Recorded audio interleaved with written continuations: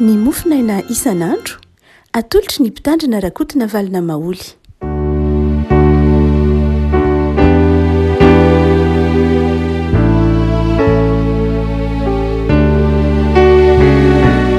Firenenanao iara-banatsika hatratrisa febroary ity ny bokin'ny oabolana no mofinaina atsika riavako malala oabolana toko faefatra oabolana toko faefatra dia ny faharoapolo ka hatramin'ny fahafito amby roapolo amin'ny anaran'i Jesosy. Anaka tandremo ny teniko atonga lany ny sofinao iaino ny filazako aza vela hiala io masonao izy fa raketo ao am-ponao fa aina ho an'ny mahazo azy izy ary fahasalamana ho an'ny nofony rehetra. Tandremo ny fonao mihoatra no zay rehetra tokony ho tandremana fa avy ao aminy no hiavian'ny aina. Esory aminao ny vava mandainga ary ampananaviranao ny molotra mamitaka. Aoka ny masonao hijery mahitsy ary ny ody masonao hibanjina eo anoloanao. Ataovy marina ny alehan'ny tongotrao dia ho voalamina ny alehanao rehetra. Aza mivily na ho amin'ny ankavanana na ho amin'ny ankavia isory amin'ny ratsy ny tongotrao. Ray masonao manamasina anay amin'ny fahamarinana ny teninao no ho fahamarinana. Amen. Boky pahendrena moa ny bokin'ny oabolana riavako, boky pahendrena traikefa fampiainana na fahendrena ny ainan'ny olona tamin'ny fotoan'andro tahaka vanim-potoana antikite. Be dia be eo ilay boky pahendrena tamin'izany fotoana izany anaty soratra masina no maro ihany koa izy. Tsy voatery atao anaty soratra masin'ny protestanta fa ao anatin'ny soratra masin'ny deutérokanonika ny bokin'ny Sirasida sy ny tahaka izany dia misy koa ny bokin'ny fahendrena mihitsy dia iresahana boky pahendrena tahaka ity, fahendrena tahaka ity bokin'ny oabolana ity. Amin'ny ity andiny vitsivitsy eto ampialatsiny antsika ho mofinaina ity dia miresaka ny afatrafatra momba ny fiazonana na fitehirizana ny anatranatra na ny anatra nomena ny mpanoratra. Voalaza ao an'io andiny vitsivitsy io andininy enina fito misy taova fito izay voaresaka amin'io andininy fito io. Voalohany dia ny taova voalohany izay resahana eo dia ny sofina. Atonga ilano ny sofinao.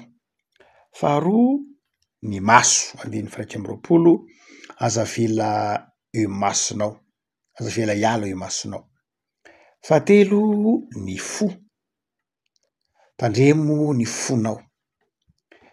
Fahaefatra dia ny vava. Ny vava esory aminao ny vava mandainga.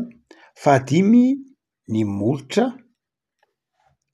Fahaenina ny maso ary fahaenina ny maso dia sy ny ody maso moa io eo, ny maso sy ny ody maso ary ny fahafito ny tongotra. Eo dia voaresaka amin'ny andininy io. Toy ny milaza fa ny vatan'ny olona hatrany an-tampon-doha ka hatrany am-paladia dia natao hiainana ny tenin'Andriamanitra. Ary rehefa hoe mandositra ny fahotana dia ny vatan'ny olona mihitsy no mandositra ny fahotana, ireo vavahady-tsaina. Isika moa amin'izao andro ankehitriny izao dia amin'ny fampianarana omena antsika dia misy ny vavahady-tsaina toy ny hoe ny hitan'ny maso, ny ho an'ny vava, ny ren'ny sofina, ny tsapain'ny tanana, ny ren'ny orona. Reny no atao hoe vavahady-tsaina hidiran'ny fahalalana nefa koa hidiran'ny fakapana. Amin'ity oabolana ity dia misy vavahady-tsaina izay resahantsika teo hoe enina na fito hidiran'ny fahotana ka mila tandremana. Voalohany dia ny sofina, ny fiainona zany. Ny bokin'ny oabolana dia mampianatra antsika fa zava-dehibe ny fiainona. Manomboka eo amin'ny fiainona ny fidiran'ny fahalalana ary manomboka eo amin'ny fiainona koa ny fidiran'ny fahotana. Zava-dehibe zany ny ny zavatra reny ny sofina. Rehefa miambina zany isika, rehefa miambina ny tenantsika mba tsy ho azon'ny fahotana dia mitandrina voalohany any am'izay enon'ny sofina, any amin'ny fiainony io. Hitantsika any bokin'ny Genesis 3 fa ny nidiran'ny fahotana voalohany indrindra de ny sofina. Ny aino any lay menarana raha vehivavy ary de niditra ny fahotana. Zany hoe boky Noa de ampianatsika fa io sofina io de zao vavahady idiran'ny fahotana. Fa alohan'izay ko nefany de io sofina io koa dia vavahady idiran'ny fitahiana sy idiran'ny fahendrena. Tsarotsika tsara koa any amin'ny bokin'ny Genesis 3 niditra ny fahotana, fa Genesis 4 koa dia ny teny Andriamanitra hoe tandreminareo, aza ihinananareo ny azo am'za ny azo fahalantsana sy ny ratsy. Zany hoe lay sofina koa, lay fiainona koa dia vavahady idiran'ny fahendrena, idiran'ny tenin'Andriamanitra, idiran'ny hafatra sy ny teny mamy isan-karazany. No zany dia asain'ny boky Noabolana isika iambina, hitandrina am'izay enontsika mba ho zavatra zay mahasoa no enon'ny sofina fa tsy ny tsy mahasoa akory. Betsaka kokoa ny mahasoa renesina noho ny tsy mahasoa rehetsero. Ny mpino zany de ampianarin'ny boky Noabolana eto hitandrina amin'ny fiainona. Fa ny faharoa zay asehony eo de ny maso miresaka izy zany ny maso. Ny tsy tokony adolo isika raha miverina any amin'ny bokin'ny Genesis reny koa isika fa ny fitaovana faharoa na ny taova faharoa ny idiran'ny fahotana de ny maso. Hoy ny bokin'ny Genesis manao hoe ary hitandra vehivavy fa mahate hizà, zany hoe mahate hihinana lay voankazo fahalalana ny tsara sy ny ratsy, mahatsiriritra. Zany hoe ny idiran'ny fahotana faharoa koa dia amin'ny alalan'ny maso, amin'ny jeren'ny maso. Be de be ny ota miditra amin'ny alalan'ny jeren'ny maso. Raha miteny Paoly hoe tandremo io fijerijejony io dia tena miditra amin'ny alalan'ny maso, amin'ny alalan'ny fijery. Jesoa Rehemaka nanafatra nanao ny toriteny fantatsika tsara tena tendrombohitra manao hoe tandreminareo tsara fa zay mijery vehivavy ka amin'ny alalan'ny maso fotsiny ka mila azy de efa mijangajanga. Zany hoe lay maso zany de mety ho fitaovana zay mandavo ny olona. Hitantsika be de be eo am'zao ohatra masina Davida tratran'izany, Solomona tratran'izany, Abrahama tratran'izany, be de be reo mpanompon'Andriamanitra izay ary na de sokoa de mbola nalaina fanahy tamin'ny alalan'ny maso. No entin'ny devoly teny teny amin'ny tilikambo izy aminao jereo anao tsara reo. Jereo tsara fa miankofo eto fa omeko anao reo amin'ny alalan'ny hitan'ny maso. Ary mbola niteny koa izy hitanao io vato io atao fa tonga mofo amin'ny alalan'ny maso. Zany hoe anakirany ampiasain'ny lay ratsy hakana fanahintsika ny maso. Fa alohan'izay dia ny maso dia mitondra koa nefa fifaliana. Zay mahatonga salamy zany hoe jereo ny hatsara ny zava-boarin'Andriamanitra, jereo ny fahendren'Andriamanitra, jereo ny manodidina anao amin'ny alalan'ny maso de ahitanao ny fahasoavan'Andriamanitra, amin'ny alalan'ny fijerena dia ahitanao koa ny fahendren'Andriamanitra. No zany dia ny maso zany de tokony ny maso, ny zavatra jereny ny maso de tandremana fa mety ho mampenjera. Ary indrindra moa am'izao andro iainantsika zao de be ny zavatra manintona ny olona amin'ny alalan'ny maso, be de be ny zavatra ny fahotana miditra amin'ny alalan'ny maso. Marina fa betsaka kokoa ny fahazavan-tsaina, ny fahalalana, ny fahendrena miditra amin'ny alalan'ny maso mazava ho azy. Saingy zao ny fahabetsahan'ireo zavatra fahalalana sy fahendrena miditra amin'ny alalan'ny maso de tsy midika akory hoe tsy tokony hiambina izy. Fa ny boky Noabolana eto de mampianatra antsika mila miambina amin'ny zavatra jeren'ny maso, mila tandremana. Ary indraindray misy zavatra jeren'ny masontsika lasa tsy mandalo fa miditra ao anatin'ilay taova fahatelo zay resahana eo de ny fo na ny laiba. Le zavatra ren'ny sofina sy le zavatra hitan'ny maso de tsy hoe mandalo fotsiny ihany fa manjary miditra ao anatin'ny fo, laiba hoy ny teny hebreo. Ary ny fo moa amin'ny hebreo tahaka ny cerveau na atidoha aty amintsika. amin'ny andro ainantsika izao ny jiosy de mieritreritra fa ny fo no mitadidy, ny fo no mieritreritra, ny fo no mamakafaka ka raha miteny eto hoe tandremo ny fonao mihoatra zay tokony tandremo de zao tsy lay fo hoe mitempo mamelona ihany iny fa lay fo mitadidy mihitsy, lay fo mieritreritra mihitsy, lay fo ivony maha olombelona mihitsy. Dia rehefa ohatra ka ny zavatra jerentsika ka tsara de manjary miraikitra ao am-pontsika ka manjary mahatonga atsika mamoaka zavatra mahafinaritra, manjary mamoaka aina rehefa ohatra ka ny zavatra hitany masontsika, ny zavatra reniny sofintsika lay tsara, lay zavatra mahafinaritra de manjary mivoaka ao am-pontsika ny zavatra tsara. Mitondra io teneny ny boky no bolana io manao hoe tandremo ny fonao mihoatra no zay tokony ho tandremana fa avy ao aminy no iavin'ny aina. Manjary mamoaka aina zany lay fo satria zavatra salama sy mahafinaritra no jeren'ny maso sy ny renesin'ny sofina. Fa fahafatesana kosa ny avoakan'ny fo raha ohatra ka zavatra ratsy sy zavatra manimba no jeren'ny maso sy jeren'ny sofina. Mazava be ny tenin'ny boky no ambolana.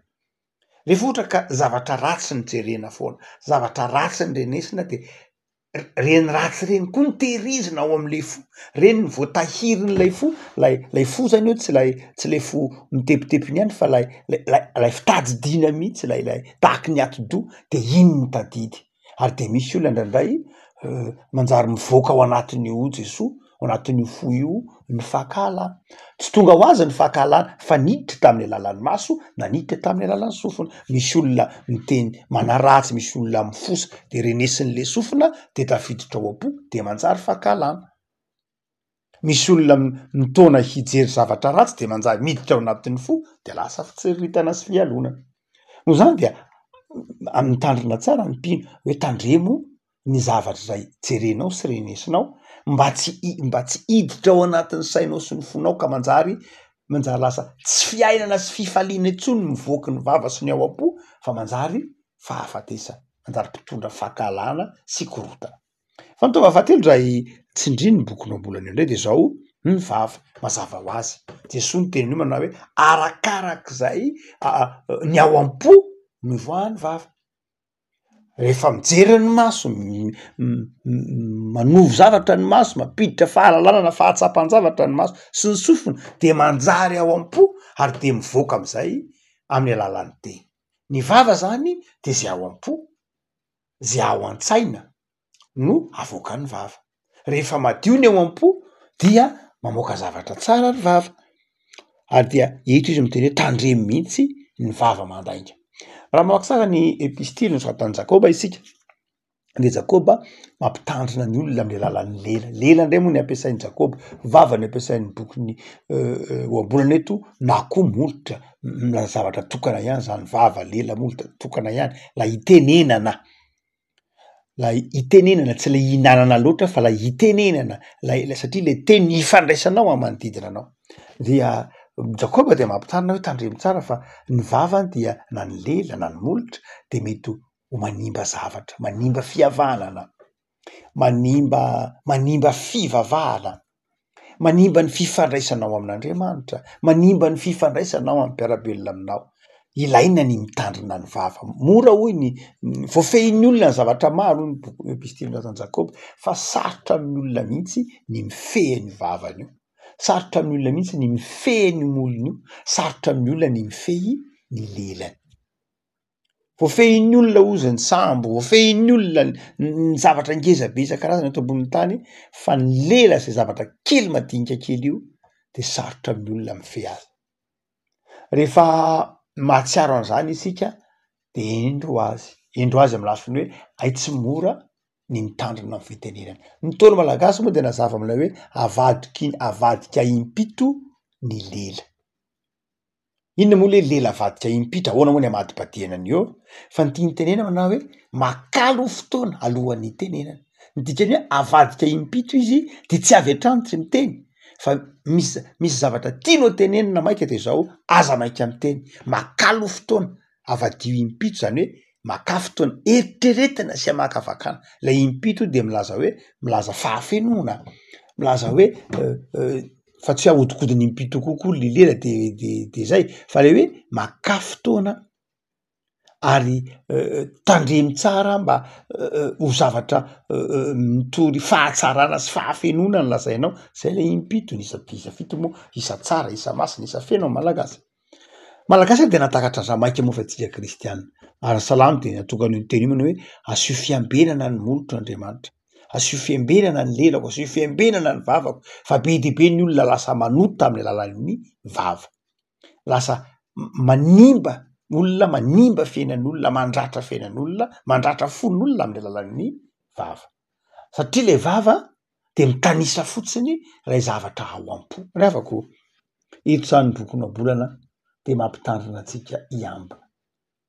Tsy voatery hoe lay zavatra ngeza be reny fona tsinona mampalavo hoe mpangalatra ny jiolahy ny mpamon'olona zany le ventsika hoe zany zao ny tena zany ny tena mendrika ho any amin'ny elo fa adinitsika fa ndraindray zavatra madinika aza de mampienjera antsika ao anatin'izany ny vava, zavatra madinika ny antoboan'ny fidiran'ny fahotana de nijeren'ny maso ny reniny sofina ka manjary tafatoetra ao am-po de manjary lasa mivoaka eny amin'ny vava.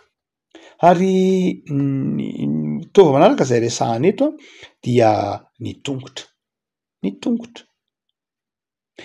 koa izy de tandremo izy ny tongotra ao, ataovy marina ny alehan'ny tongotra ao amin'ny izy zany tsy nafantatra loatra n'lay touché na lay kasina ty amintsika fa amin'ny oabolana de zao ny tongotra koa de mizakazaka manao ratsy, ny tongotra de mitondra ny olona zay alehan'ny olona zany. Eto ny bokon'oabolana de mampitana antsika tandremo fa mety manimba koa io tongotra io, mitondra anao any amin'izay tsy tokony ho ale, mampienjera anao io tongotra io satria mandeha any amin'izay tsy tokony andehanana. Raha miteny hoe tongotra io zany de le alehantsika iny lay zay hitondrany ny tongotra iny antsika ndraindray entin'iny makary entin'iny makatsy nefa lay makary sy makatsy tsy mifanaraka amin'ny sitrapon'Andriamanitra. Revako eto zany ny bokon'oabolana de mampianatra lafindavatra roa. Voalohany, ampiasao amin'ny fahatsarana ny tova ny men'Andriamanitra anao, hitova fifandraisanao amin'ny manodidina anao io, ny maso, ny sofina, ny vava, ny tongotra, ny fo, ampiasao amin'izay maso mba hamoaka aina, hamoaka fiainana, hitondra fiedanana, hitondra fampihavanana, hitondra fifaliana, hitondra fahalemem-panahy, hitondra risim-po hiasa, hitondra risim-po hiezaka ho amin'ny manodidina. Fa ny faharoa de zao, tandremo ny fampiasana azy mba tsy hanimba ny hafa, mba tsy hanimba ny tenanao. Io tenantsika manontolo io de zao, io ny tempolin'Andriamanitra, io maisika antsika ohatra ny tokatra ny paradis, io de tempolin'Andriamanitra ho poa. Ary satria tempolin'Andriamanitra io de mahasarotiny an'Andriamanitra satria tempolin'Andriamanitra dia ampiasaitsika amin'ny tokony ho izy avokoa zay rehetra maha isika tsika ao anatin'ny fanajana ny tempolin'Andriamanitra. Avako am'izao herinandro mifarana izao sahady dia miambena hoy Soatra Masina fa lay te hivoly fahavalontsika mierina tahaka ny liona ary fanaratsy eny amin'ny rivotra. Mitona atsika hiaino zay tsy tokony ho inona, mitona ny masontsika hijery zay zavatra tsy mahasoa, mitona ny fotsika hitahiry zay zavatra manimba sy tsy ilaina, mitona ny tongotsika himaona hanao ratsy. Avako miambena ampetranohy ao am-ponao ny fanahy masina, ampetranohy ao am-ponao Jesoa mba ahaizana mitandrina ny masonao, ny jeren'ny masonao, ny reniny sofinao, ny tsapain'ny tananao koa aza ny andehanan'ny tongotrao. Misy hira mahazatra atsika kely zay tamin'ny mbola kely hoe ory maso kely mitandrema e, ny fijerijerinao tandremo e, de avy eo ndray midina ory sofina kely mitandrema e, mitandrema am'izay enonao ry vava kely sy ny sisa tadiditsika reny hira kely fanao tamin'ny ankizy kely reny mba hitandreman'ny ankizy de anatin'ny fahazazana nijeren'ny masony. Satria misy zavatra rehefa averimberinao amin'ny zaza kely eo hoe ianao foana mandeha matetiky ty hoe ory maso kely mitandrema e, tandremo ny fijerinao, tenenina horitanana kely tandremo ny fandrairainao hoe horitongotra kely tandremo ny fandehanao hoe de rehefa tany sainy reny de mipetraka ho azy ao am-po araky ty tenen'ny boky mabolany ty lasa ao am-pony lay zaza lasa ao an-tsainy lay zaza ka isaky mandray zavatra izy tetadidiny sainy zay hoe ay mokay tsy mahazo mandrairay na ay ty masoko ty tsy mahazo mijery zavatra tahako zao io le tenen'ny mabolana nge hoe nysarina amy laliny atokony alehany zaza riavako ny fanamasina ny hitahiry ny tenanao zay tepolin'Andriamanitra mba ho amin'ny fahamasina hatrany lavakisika tompo misaotra anao zay noho ny amin'ny soatra masina zay mampitandrina anay ny am'izay jerenay ny am'izay renesinay ny am'izay tadidinay ny am'izay andehananay ny am'izay lazainay tompo farana ny herinandro misy toko tsy voatandrinay mety misy tsy nety nataonay na tamin'ny teny na tamin'ny asa namakivaky ity herinandro tapitra anio ity mamelahana tompo raha tsy nahatandrina zay mety ho nolazain'ny vavanay zahay mamelahana raha ka tsy nahatandrina zay rehetra mety ho nijeren'ny masonay na nyrenesin'ny sofinay na nandehanany tongotray akory aza mamelahana tompo fa diovy ny fonay mba ho aina sy fiainana no ivoaka ao am-ponay ka anjary hitondra fiainana sy fifaliana manodidina anay de taio tompo ny tontolo andronay anio am'ty sabotsy ity ho tontolo andro feno fifaliana isaoranay ianao izay nomenao anay isaoranay ianao zay rehetra natolotra ao anay ka nifalianay sy ny raharavonay taminao ambino zahay amin'ny asa ambino ho amin'ny fikelezanaina arovy amin'ny etraketraky ny ratsy arovy amin'ny fampianaran-diso fa tehirizo ho amin'ny fitanana sy ny fifaliana de mametraka ny isan'andronay eo ambany fahasoavanao zay Jesosy raha kofy amin'ny fitahinao ny fikasana tsara rehetra ty anatinay saotra Jesosy amen